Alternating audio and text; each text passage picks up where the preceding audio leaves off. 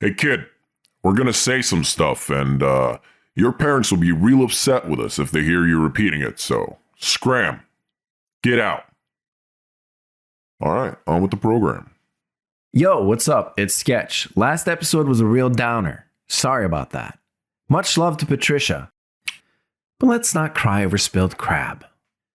Because we're here with 20 celebrities you've never seen before, so they might as well just be random people we picked off the street to see who can survive 100 years in avoiding reality.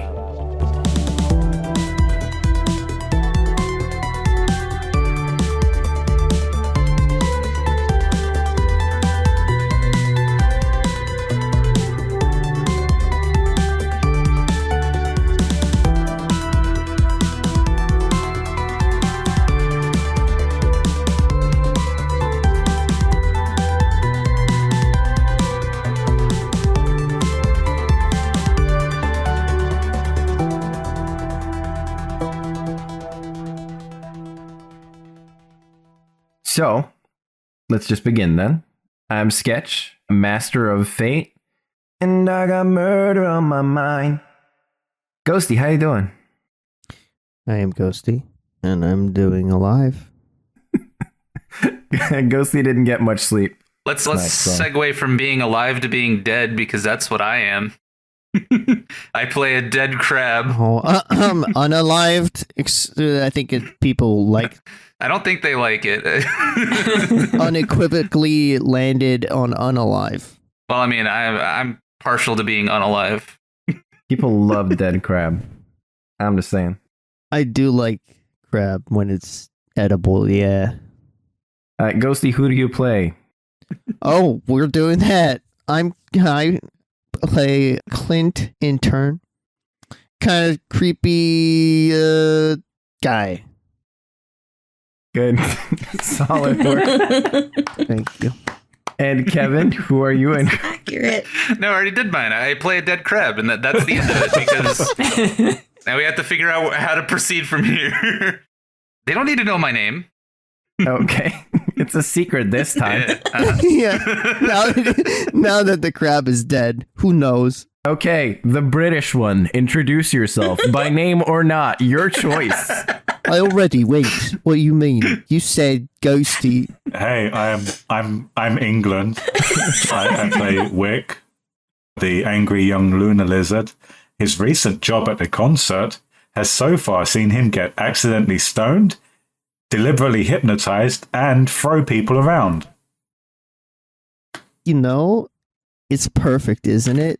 That, like, a person who's pretending to be that which does not exist, the British, is playing a made-up type of animal, lizard person, who, like, tries to convince everyone that we have to go to the moon. Which, moon? Am I right? I mean, come on. Yeah, it's great. It reminds me of, there's the podcast I used to listen to, Neo Scum. It ended, I think. Anyways, I could never tell, like, it took me so long to figure out what was the characters' names and what was the like actual people's names, because they had names like Mike Migdal and Gannon Reedy, which are just, those are their human names. They're great. Listen to Neo Scum, I love it. But wait, those were the human names? Yeah, those are the normal human names. Mike Amygdala. Anyways, Cassie, who you be? Well, I'm Cassie, and I play Meredith, a tinkering and thieving giant ferret. All right, Simon. I'm Simon, and I just ate a tomato earlier. Coincidentally, I am also playing a tomato named Robert.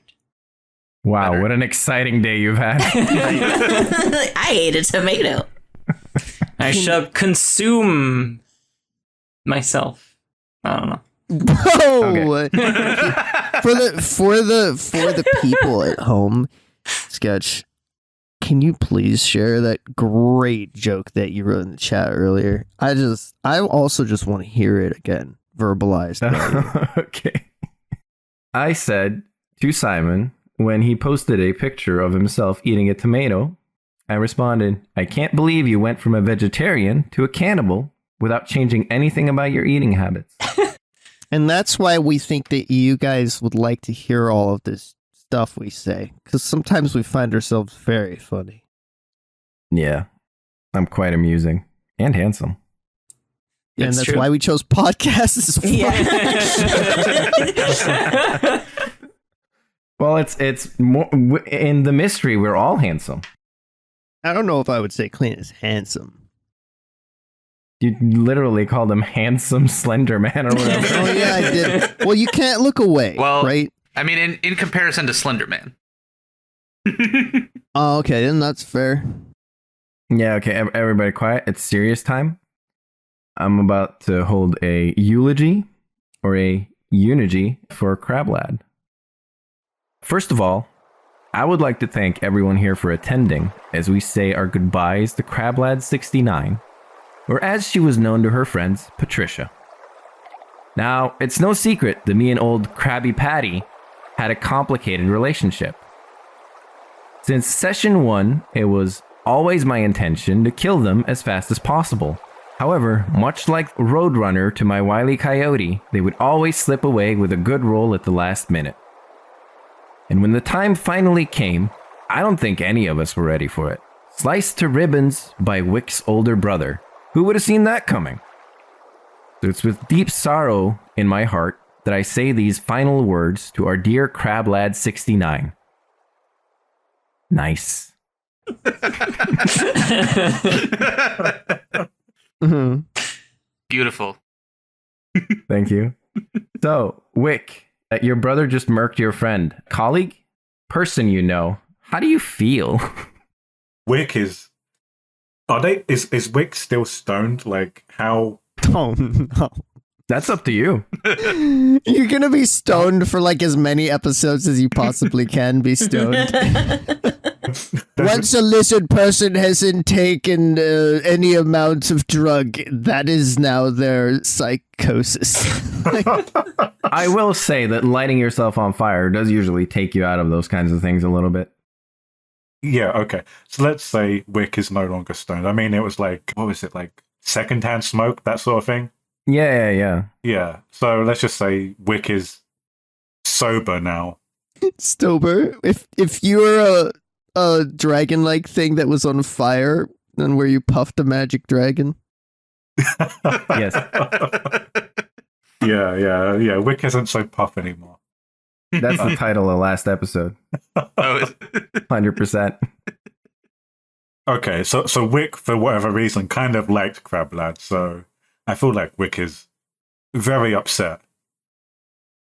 So, seeing this, Mhm. you know, he drops to his knees and he screams, "No!" Fucking Darth Vader.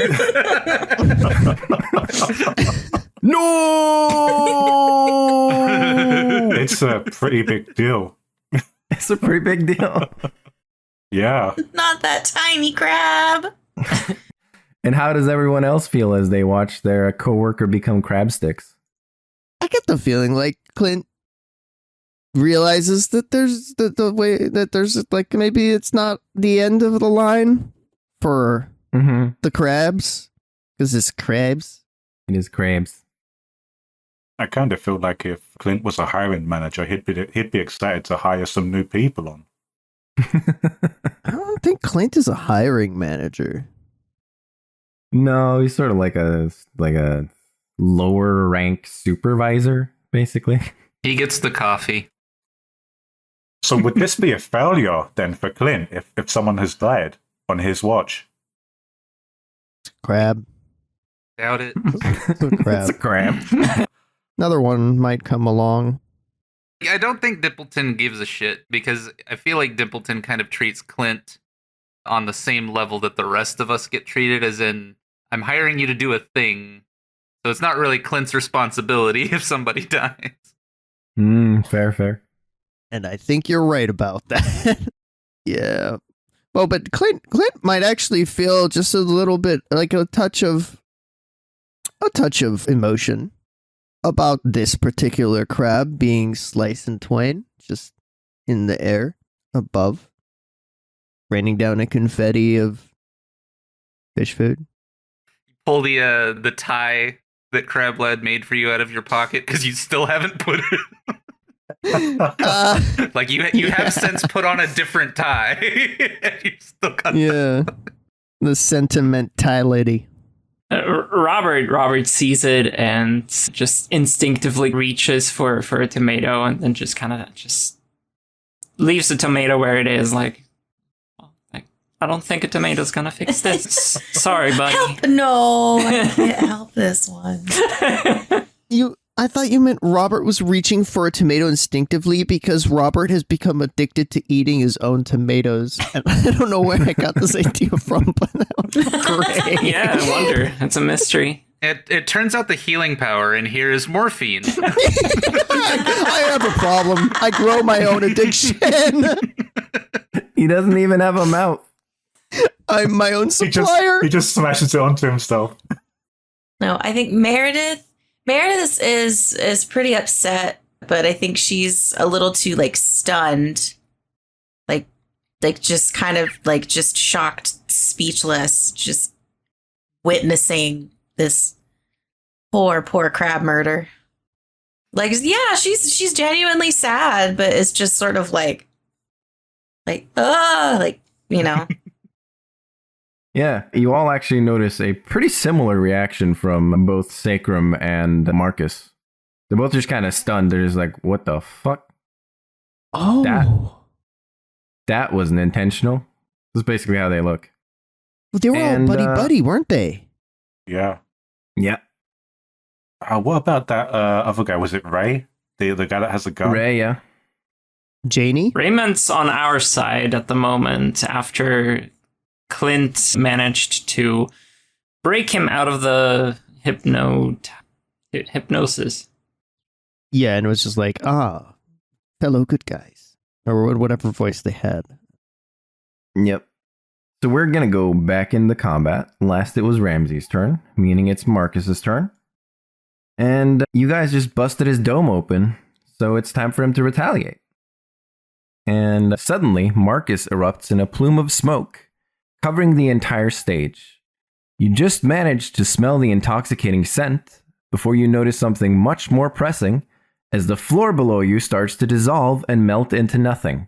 And then the ground follows, and then all of you are falling into what feels like an endless void. Oh, man. Okay.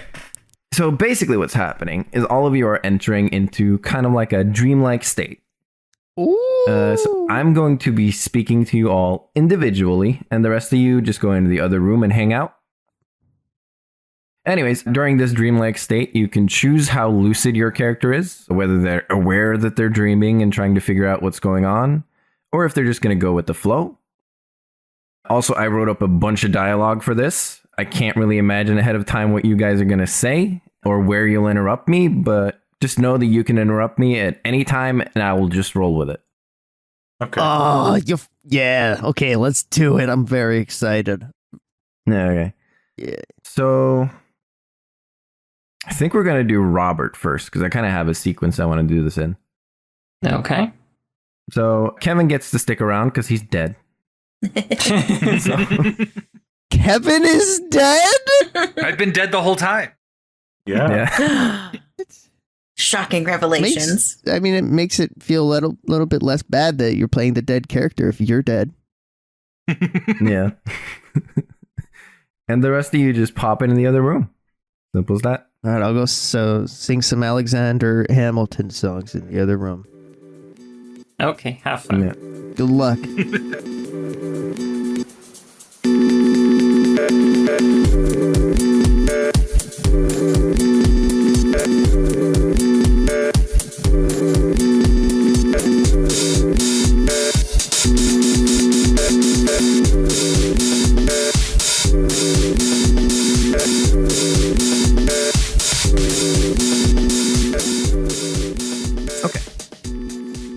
So this fall is a very familiar feeling to Robert, just like when he tumbled off the walls surrounding his hometown, except this time, nobody catches him. He just keeps falling and falling until the world becomes a cascade of mud around him. And then you break the surface. You're back in the Overgrove, home of the Edenites. What does that look like, and how does Robert feel about being back? For a moment, Robert seems, disoriented. Like he's back here, but like, how can this be? He left a while ago, and at first he just seems happy to be there. Because, he remembers, he does have some fond memories, even if the other Edenites ended up saying, just stop talking about Atlas or get out of here. And then once he remembers that, he just feels kind of like, panicked a little bit, like, okay, I've been here, I've gone to spread the word of Atlas, but have I really succeeded in that? Why I'm here, and like, what do I have to show for it? And what do the Overgroves look like, do you think? The Overgrove is, there's the big surrounding wall around the area that is protecting from outside influence, not really easily accessible, and there are big gates. And it's a busy, bustling jungle almost. While most of the Edenites are, specific plants that are protected in the mech bodies, those are the plants that are more rare and haven't managed to stick around. While some of the plant life has remained around and been able to flourish in this world, and that kind of builds up the jungle. There isn't a lot of diversity. It's mostly a lot of the same plants. So again, the diversity comes through the Edenites, which are the specific plants that are protected. Right. In the mech. It's sort of like a garden of robots. Yeah, a garden of robots. I imagine it being like kind of layered, like tree houses almost. So that it's not super tall. Maybe like a 5-story building with the wall being maybe like 2 stories higher, but the trees are about 5 stories high, and there's like 2 layers of like tree houses, so kind of like bridges and staircases like connecting everything. Okay, cool. So now Robert is here. Where would he go first? Or like what would he do in general? Well, Robert left pretty early on in his life as an Edenite, I guess. His fall was when the tomato plant had barely started fully forming its first fruits. So the place that he probably would be most familiar with is his Sunday school, which is, the school where all the Edenites gather to spend the day in the sun and grow. That's good. Yeah, so he heads that way to see if he might run into any familiar faces. All right, so Robert heads off to Sunday school. Yeah. And as soon as he steps through the door, he falls. Not so far this time, just face down into the mud again. This time he's encircled by his peers who mock him and laugh at him and say, "You don't belong here! Get out!" How does Robert react? Robert just looks up. I do belong here. I am an Edenite. Even if you don't want me here, I am an Edenite still. I belong here. Take your rot out of here. You'll infect all of us. You're disgusting. And Robert kind of just has a moment where he reaches in to touch his tomatoes and like see if any of them are rotten. To roll and investigate. Okay. Cassie is doing a dance at me. I rolled 6 total. A 6? Yeah, no, it seems normal. Seems the same. And he's like, "The tomatoes are fresh. They're not rotten." And everybody starts chanting, "Rotten, rotten, rotten, Rotten! And before the mud collapses once again, and you're falling. And then you're standing in the void, and surrounding you is rot and decay, and it surges towards you at an alarming speed. What do you do, bud? That's a good question. What does the rot and decay look like? Does it have, like, how does its physical shape? I mean, it looks like rotting plants, like rotting more and more as they get towards you, sort of in like a liquidy form. Yeah. Is it coming at him from all directions? Yeah, basically. Okay. He just kind of like cowers over into fetal position, trying to, obviously he has the glass dome, but still also just protecting the glass dome with his small little robot hands as much as he can. And he just sits there and he tries to focus and collect himself. And I feel like I want to roll for that to see if that's successful or not. Like if he manages to be calm in this moment of chaos. Yeah, roll a will. A will? So that's a 7 total. 7 total. Yeah, he managed to find some calm. Okay. So in this moment then, in this calmness, he has just kind of a small hint of a feeling that this might not be real. You're okay with that? Yeah, that's fine. And in that moment, he is just like, I really can't tell what's going on, and this feels very real, but it seems wrong somehow. So he wants to invoke Atlas's blessing and ask, Atlas, is this real? Real or not real?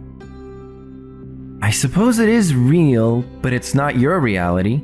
It is the reality of someone else that you are experiencing through their power.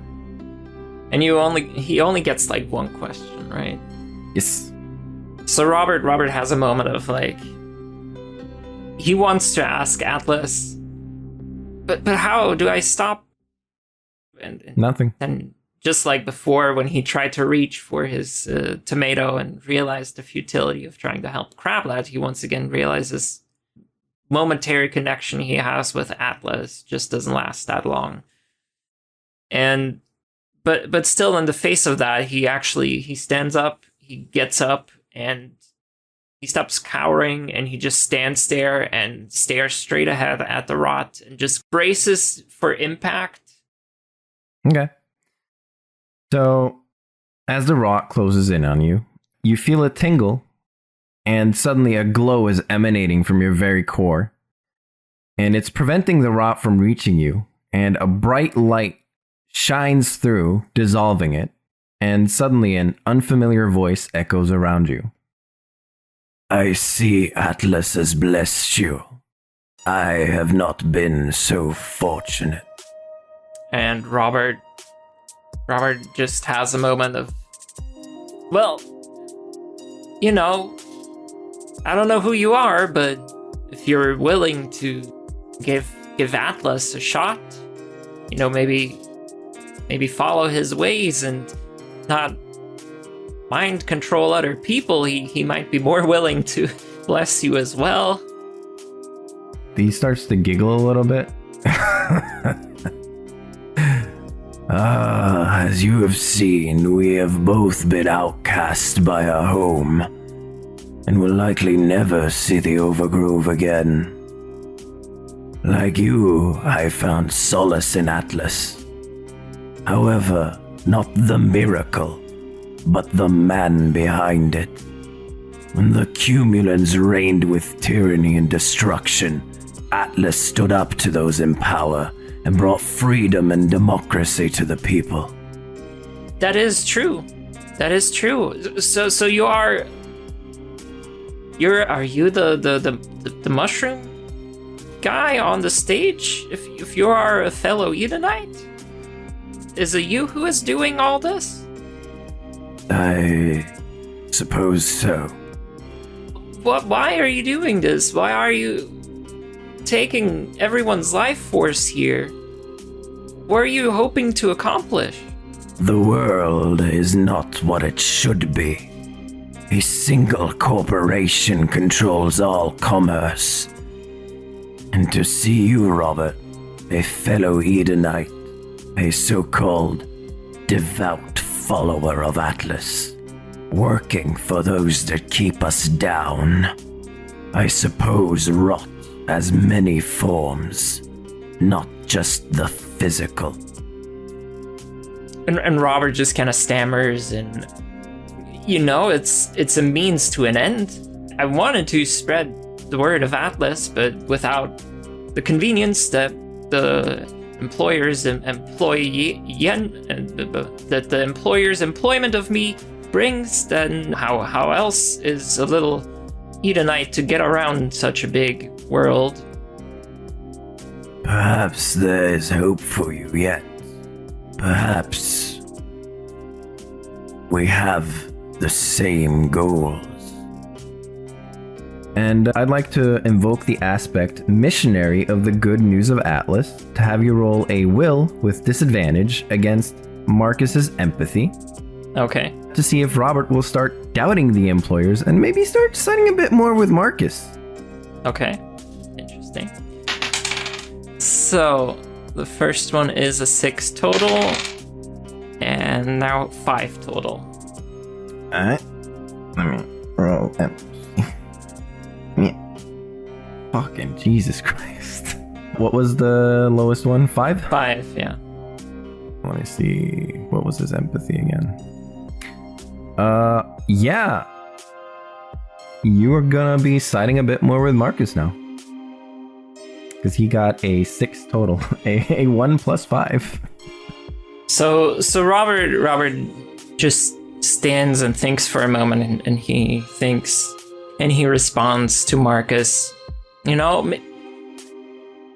don't feel like what you're doing is right, but maybe my way of going about it really is kind of inefficient.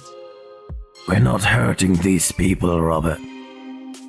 Everyone has plenty. You're taking their life force. I've experienced it by myself. And I ask you, in the ancient times, what did Atlas do to defeat the Cumulants? But the Cumulants were the enemy. These people are just here to celebrate, and they're just here to celebrate. They're not opposed to Atlas. They're not probably not even thinking about him. Interesting. I think you'll find that the friends of the enemy are just the enemy. And that's where we're gonna end your section. And the once you come to, Robert is gonna be a bit more on their side. Okay. Yeah. So you can go into the lobby and you can send me Aaron. Send me Aaron. Okie dokes.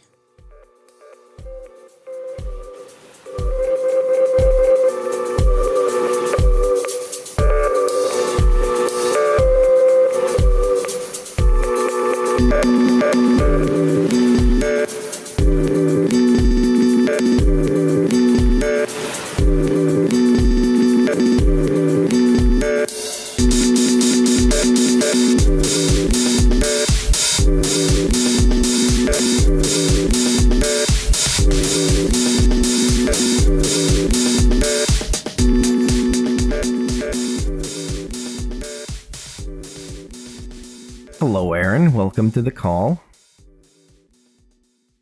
Hey, Did you have fun? guess he was singing Hamilton songs again. It's not, I'm not surprised. Yeah, it's crazy. As long as he's enjoying himself, I suppose. Yeah, if it keeps him awake, then who am I to complain? Okay, Wick, you're falling. And as you fall, the world crumbles around you, until all you see are soft curtains. In fact, these are the same kind of curtains your parents had when you were little, in their old apartment on the outskirts of the city. Back then, your parents were struggling to get by. And suddenly the curtains pull open. I found you. I could see your big dumb feet under the curtain. And Ramsey's standing in front of you. He's a lot younger than you last saw him. In fact, last time you saw him like this, you thought he was your sister. His hair is done up in 7 braids, chaotically shooting out from his scalp. And he's wearing the ill-fitting dress that he tore up at the knees to play parkour that one time. You're standing in the living room of your childhood home. What does that look like? Probably very small and cramped. Probably a lot of, I don't know, sort of like hand-me-down furniture that Rick's parents might have got from their parents. Mm-hmm. It's on the outskirts of town, so like maybe kind of poorly kept, like not really refurbished. Right. So, when you look around, it doesn't quite look like that. The room's mostly empty, aside from stacks of boxes around. And Ramsey continues, Can you believe we're moving into the city, Wee Wee? I can't wait. Now that Mum and Dad are part of the council, things are finally going to change. Not just for us, but for all kids like us. I know they're going to fix everything. That's great. I can't wait. City's got to be much better than this outskirts town we live in. What did you say the town we live in was called? Lucent City? Cool. Okay, cool. And then Ramsey runs out the front door towards your parents, who are packing boxes in an old beat-up car. What do you do? Is there like another box that I can pick up and follow Ramsey to help? Lots of boxes. Okay, I'll grab a small. I'm younger than Ramsey, so I'll grab a smaller one, I guess, and try to help. Okay. As soon as you take a step, you're walking through your old neighborhood in the present day, and it's only getting worse in the years following your move. Despite your parents' best efforts, nothing has improved. And how does Wick feel about this? Wick is upset about it. I imagine Wick pays attention. Like, he doesn't let on that he does pay attention, but he pays attention to the news when he can. So he knows that his parents are making an effort, but, you know, the opposing political party or whatever, they're doing better, I guess. Mm-hmm. So for Wick, it's kind of upsetting because he knows that his parents mean well and they're doing the best they can, but it's not working, clearly. Right. Does Wick sometimes, like, visit his old neighborhood or anything like that? Like, is this news to him, or has he been here before? To see that it is the same? He's probably been there before, so he knows it's the same. He's aware that nothing has really happened. So he's been there, and every time he visits, I guess he's hoping to see something has changed or improved. Yeah, so it's like a constant source of frustration for him. Yeah. Things just stay the same. Yeah. Gotcha. So as you're walking through this alleyway, a voice starts echoing around you. It's Marcus. The idea that the system can be used for good is a noble one, but it is a fool's game. Your parents may act with good intentions, but they're constrained by bureaucracy and limited by the chains of approval committees.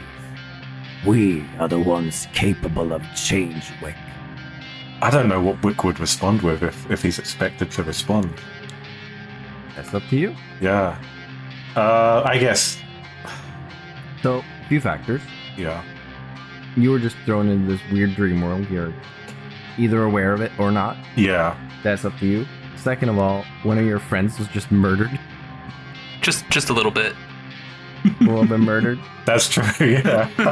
And Wick does actively hate the system. Yes. Yeah. My assumption is he feels pretty conflicted. Sheesh. Sheesh. Is that how you react? No. It would be the teenager way to react. No. Like really Gen Z, just like ignoring the problem and just like pretending that everything is a meme. No. No, it's not true. Change will come. The system will be destroyed. Things will improve. If people want it to change, then it will change. Only through extreme action can we force the hands of the employers. Your brother is one of us, one who stands up against the ruling forces, who stands against the system, is not chained by their rules and morality. You could join our cause, Wick. And what does your cause expect from me? Instead of letting the government pull you around like a pet on your leash, you could become a free agent. Forget about your debt. Forget about your responsibilities. If you align yourself with the revolution, we will protect you from all that. All you need to do is fight. I only fight for myself. I'm not going to fight whoever you dictate I need to fight. Interesting. You are a lot like your brother.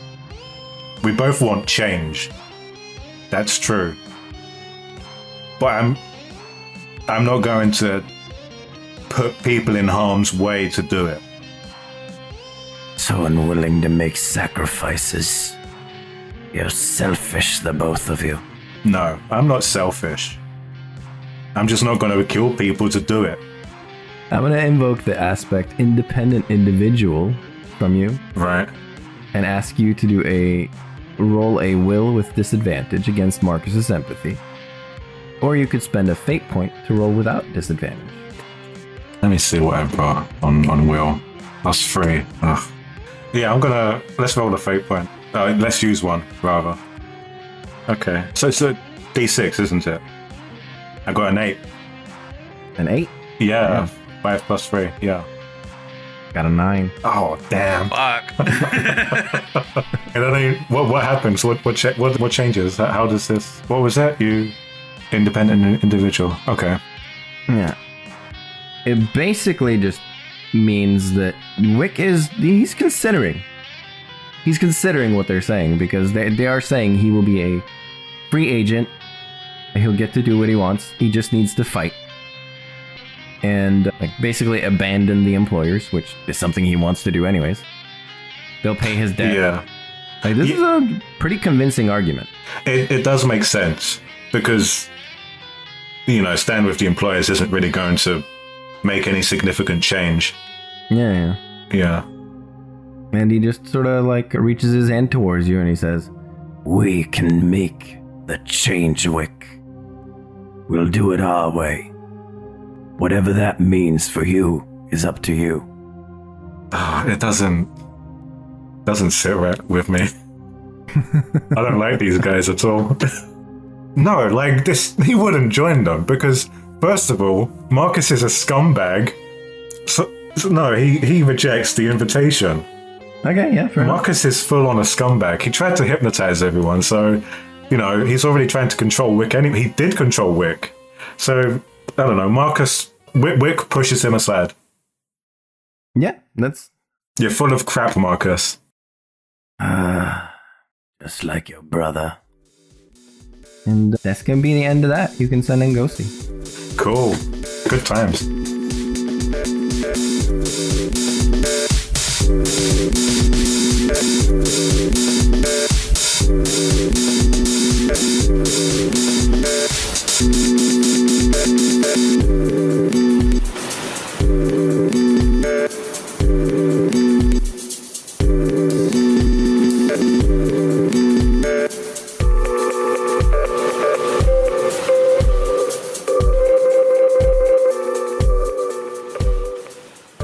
What up, Ghosty? What up? What Dead up? crab and mystical god of this world. I am here That's to me. judge your decisions very harshly. Yeah, I guess you can judge things as much as you want if you're a dead crab. Yeah. He just kind of sits there quietly, to be honest. Sends me messages. All right, I all don't right. want to overshadow anything. I'm asleep. Or something. Yeah. Or something. I mean, like in the game. I'm getting into character. That's very difficult for me here. So, Clint, you fall for a long time. You're trapped in this void, unable to do anything. And looking around, it feels as though the walls of the world are warping. Like there's an invisible barrier someone's trying to break through. And then suddenly, after what feels like an eternity, the void shatters around you. And in the reflections of the shattered pieces, you see a memory you had long since forgotten until, in an instant, you're there. Is anyone looking at me? Yes. What? Yes. From where? I will tell you just now. Oh my god. So you find yourself in a grassy field near a large factory that seems like it went out of business a long time ago. And next to you and looking at you is Wick's brother Ramsey Candell. Except, instead of towering over him, you're more or less the same height.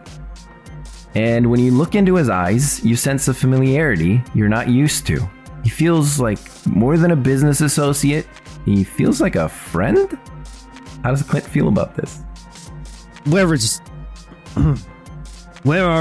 we? What's going on? We're at the factory. Are you okay? No. No, I just fell through a infinite void. You didn't have to fall through an infinite void? No, we took a bus and then we walked here. There's something fishy. There's something fishy going on. We took a bus? Yeah, so we took like a long train ride for several days, and then we took a bus, and then we walked, and now we're here. And where is here? Well, the factory, of course. And nearby are more people you recognize, headed into the factory, and one of them turns to you and says, "Robin, Ramsey, are you guys coming?" What do you do? Okay, so can I just have a reminder? Is Clint right now, like... Did you say his memories shatter or something? Or, like, so does he still remember who he is? Or not really? Because, like, you said an infinite amount of time, so I feel like you would have got great. So there's like an invisible barrier around him in this void that someone's trying to break through, and then after what feels like an eternity, the void shatters around him, and in the reflections of the shattered pieces, he sees a memory. And then in an instant, he's there. Okay, so he still probably remembers who he is. I don't know, I'm just take what seems like an infinite amount of time very seriously now, Sketch. Okay, any place is better than that place. What? Let's.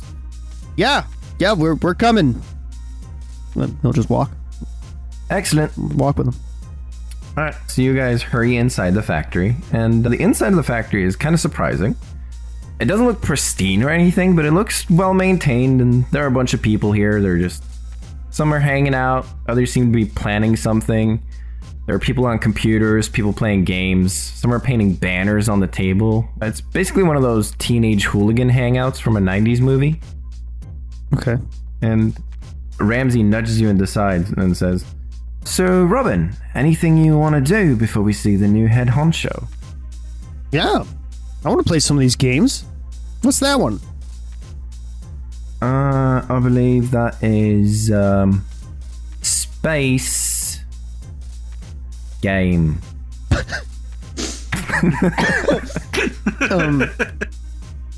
Based game? That Yeah, is the space most game. exciting sound. I want to play based game. Can we go play based?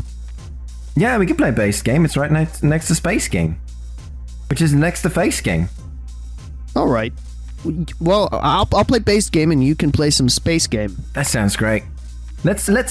Afterwards, let's switch, and then we can compare scores. Do I get to roll a notice? Yeah, you can roll a notice. Okay, I want to roll a notice. I just want to... I just want to kind of look around, I guess. Yeah. Oh, yeah, that's a 1. Yeah, it's what I said it is. It's a big factory full of people. Oh, Chiller. right. What does base game do? How do I play this game? How do you play based game? Yeah, based game. It's like baseball, but it's based on how cool you look when you swing. I was gonna say, what is it based on?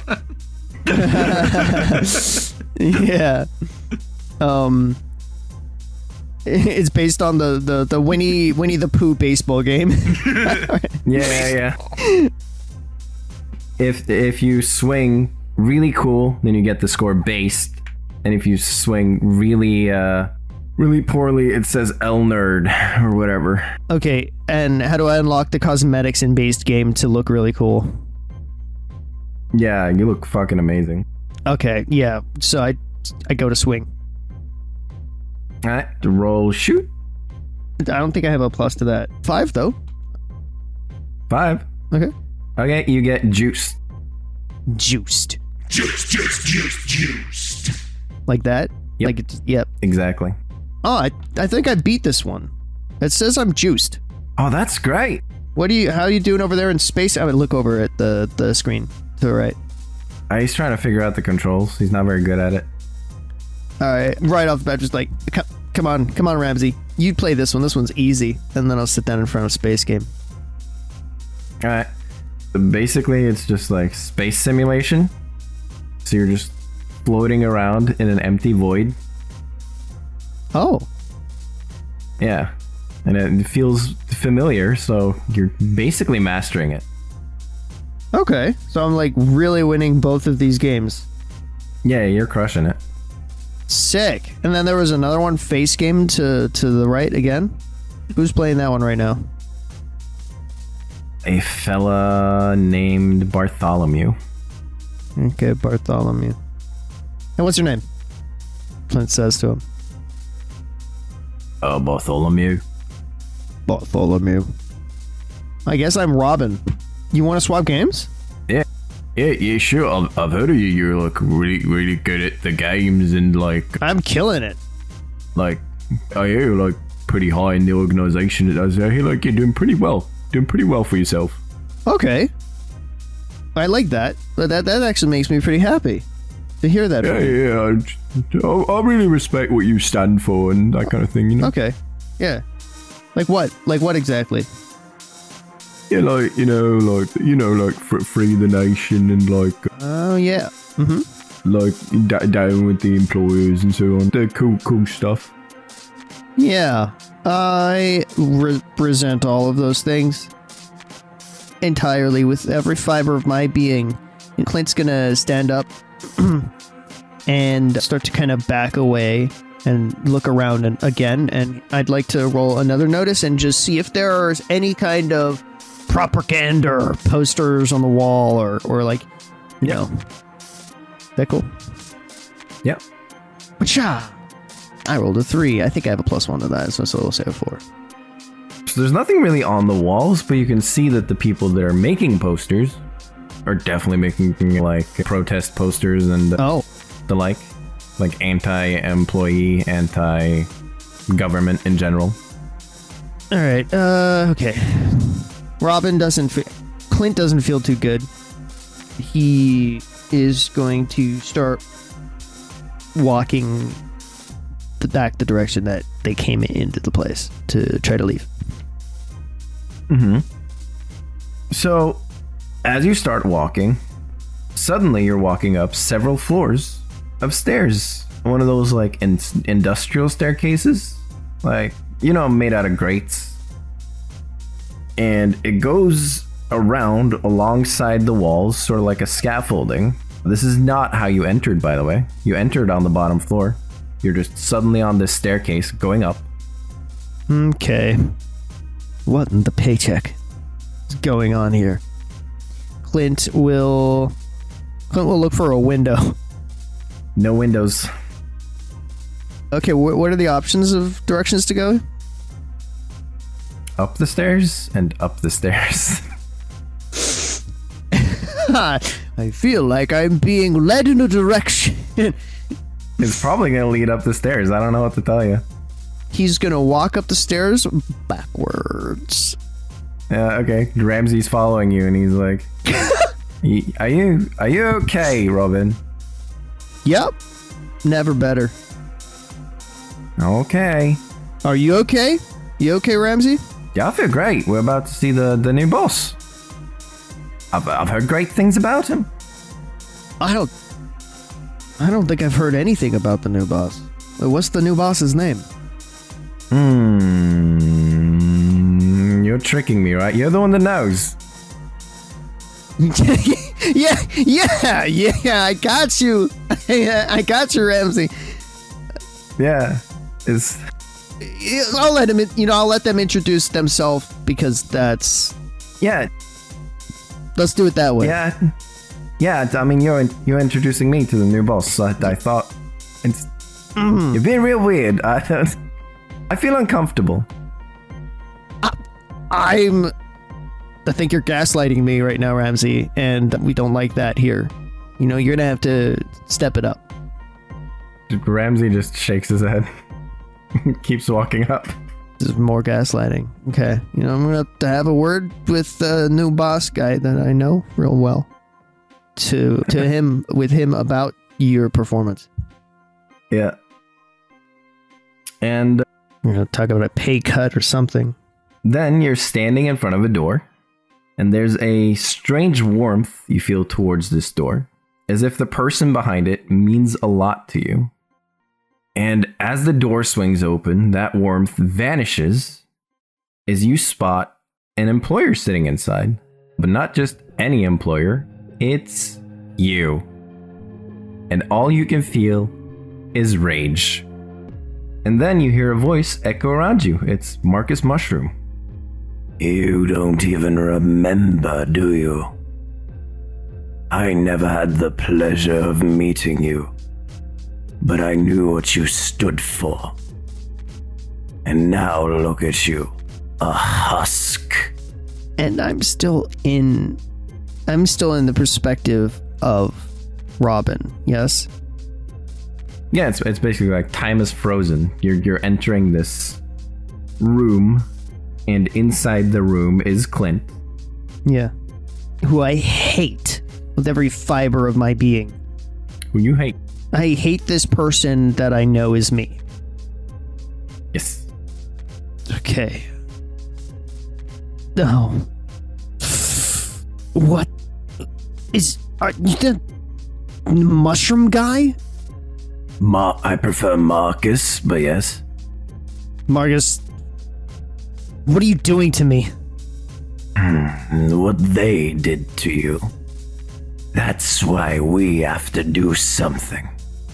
We tried it your way. Now we will try ours. I weep for you, for the injustice they did. And all I can do is point your rage in the right direction. What do you mean what they did to me? And I would like to invoke the aspect selective empathy when it benefits him. And I'm going to say you're empathetic towards yourself. Aww. And I'm going to need you to roll a will with disadvantage against Marcus's empathy to see if Clint will lose his composure and become enraged. To see if the Clint that I'm playing and not the Clint that I see, right? Yes. Okay. Well, with disadvantage, so I rolled 7 and a 7. 7 and a 7. That's pretty good. Thank you. I also got a 7. So I'm gonna say that goes to you. Hey, cool. So what was that for again? To see if I'm enraged? Yep. Like further enraged? I thought I was already pissed off. Like you're enraged outside of the dream. Oh, I see. I forgot that was a place. This far down the rabbit hole, you can get back out of it? I don't think so. No. Yeah, so that's where we're gonna end that. I need to bring in Cassie. Okay. Toodles. Toodles.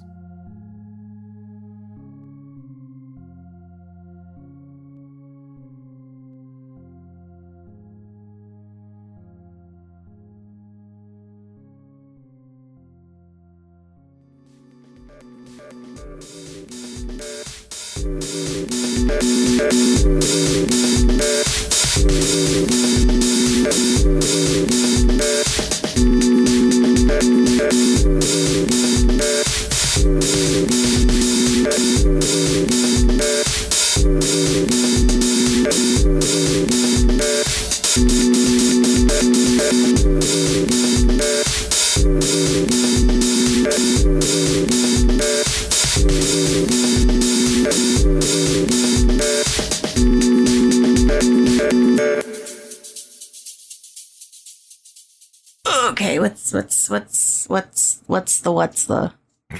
I'm really good at talking. Yeah. You seem ready for some serious role playing. Isn't that just life in general? What is the true self? Yeah. Yeah, exactly. I'm role playing a normal human person 24/7. all my knowledge of the self and the id and all that stuff comes from BTS, so not that knowledgeable. I just know Carl Jung by proxy of BTS. I'm just like, you know what? The true self, if I didn't have any like people to talk to ever or like society to take part in, I'd probably just play Minecraft for the rest of my life. That would be the last thing I would do. Yeah. Rarely leaving the house and only working part-time, it really gives you a more solid sense of like who I actually am as a person. Oh yeah. Pajamas forever. Don't ever eat. Mm-hmm. All right, let's get into it. Yes, please. So Meredith, just as you regained some semblance of control, it was taken away from you by me again. Especially getting back a tiny bit of control, witnessing your friend get murdered, and then plummet back into the void. Like, what? Yep. So Meredith is reeling. So you're in this void for a while, until without any change in velocity or any impact, you feel as if you're standing on solid ground.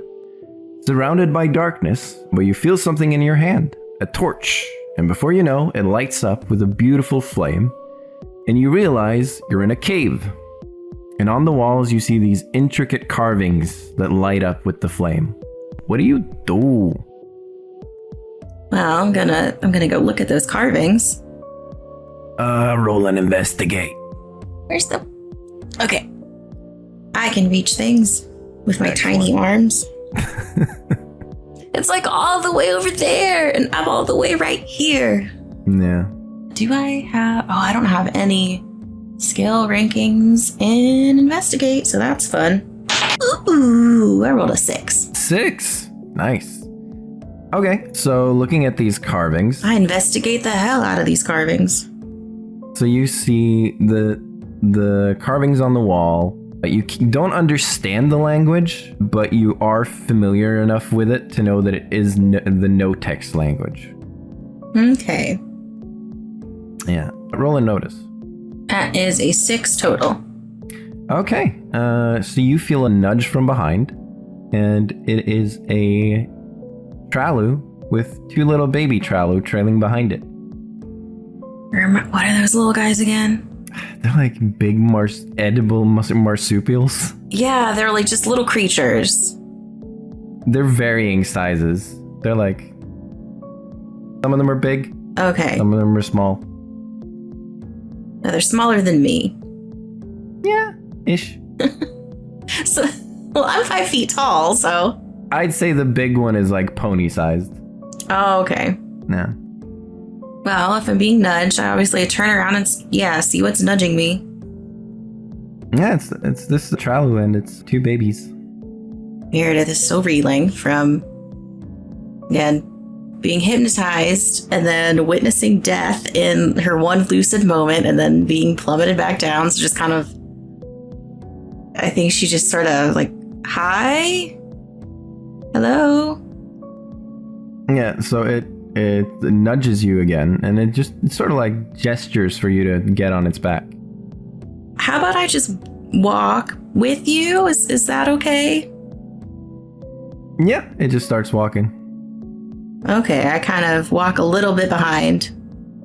Okay, so traveling further into the tunnels, you see a lot of empty tent-like structures on either side, and you notice that the terrain is becoming less walkable, and the walls are tightening around you. Well, I don't like that. And then the biggest Tralu starts shaking. Like a scared shaking, like a cold shivering kind of shaking. Like, sort of like it's exhausted. are you okay? What's going on? Are you Do you want to stop? Do you need to stop? Like, there, little friend. So, the oldest of the Tralu that joined you falls to its knees, exhausted, breathing heavily. And if you look back at the other two that just minutes ago were babies, you've seen they've grown much larger. And then the largest one of them nudges you to get on his back. I think this time Meredith does get atop the little pony friend. Mm-hmm. Holding the torch aloft. So they abandon the first one to rest. To rest, right? Not like Sure. eternal rest. I don't know. We'll see. We won't see. We'll assume. I think Meredith kind of glances over her shoulder, like, is it gonna be okay? is we're just okay? It's gonna be okay, right? They're taking a nap. Yeah, it's taking a nap. So the landscape shifts around you as the tunnel twists around and pieces of buildings have started protruding through the dirt. And you experience a real suffocating atmosphere before suddenly you feel a strong rumbling as the ground beneath you crumbles away again. The youngest of the Tralu runs ahead, leaving the two of you behind, and the one closest to you starts trying to buck you off as the edge of a skyscraper crashes through the ground beneath its feet, and you both start descending into the abyss. What do you do? Well, we're just falling at this point, right? Yeah, it's trying to like throw you forwards with like the force off the skyscraper.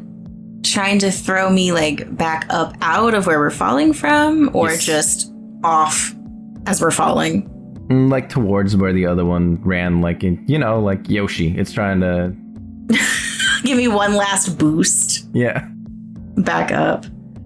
Okay, I think at this point she kind of like throws the torch so she can use both hands to try to grab the ground ahead of her. Mm-hmm. Roll in athletics. Simon, let me know when I can come back. Rolled a 6 plus 1. Man, I'm gonna waste all these good rolls for Dreamland and then get back into actual combat and be like 1. Yeah, so you land perfectly. And next to you, the youngest of the pack has kneeled down and is requesting for you to get on. And she does. Excellent.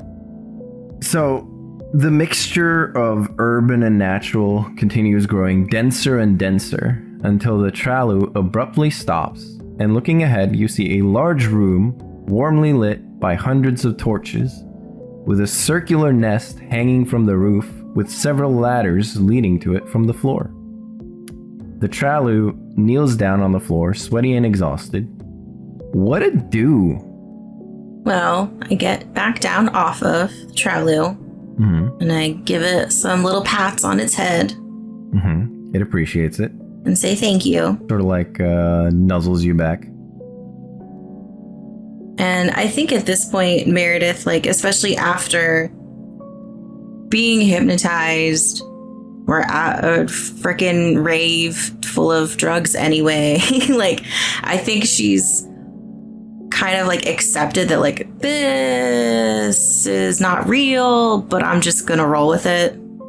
Like, she's aware, but is just choosing to go with it and just, yeah.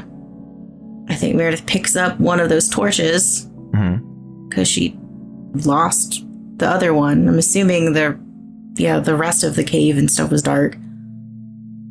Starts climbing up that ladder to see what's going on up there.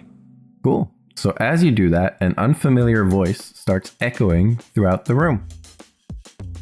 Not many have had the privilege of making their journey here, or even seeing this place. The no-text sacred practices are long lost to history, and the ones to blame sit atop of the world. I ask only that you listen to what I have to say. Only if you tell me who you are. I'm Marcus, the mushroom guy from the band. The guy from the band. Yes, the Edenite. Okay. Everybody just calls me Mushroom Guy. Is that sufficient? Yeah, it's like Marcus is fewer syllables and a little more direct. I agree. Seems we see eye to eye. So, can I ask you something first, Marcus? Of course. Why are you draining the life force? I totally get like the whole fuck the employers, fuck tax day. Like I'm totally down. Trust me. But like you're hurting people who aren't involved with that. That kind of seems counterproductive to what you're trying to get done, man. Those who support the employers are also our enemies. And to reach our goals, we need power. Now, it is not our intention to harm anyone permanently, but we need to gather life force. Okay, but you do know that like draining life force is harming permanently, right? Life force comes and life force goes. We cannot own life force. I mean, far be it for me to judge, but like, you know how people replenish their life force, right? Right?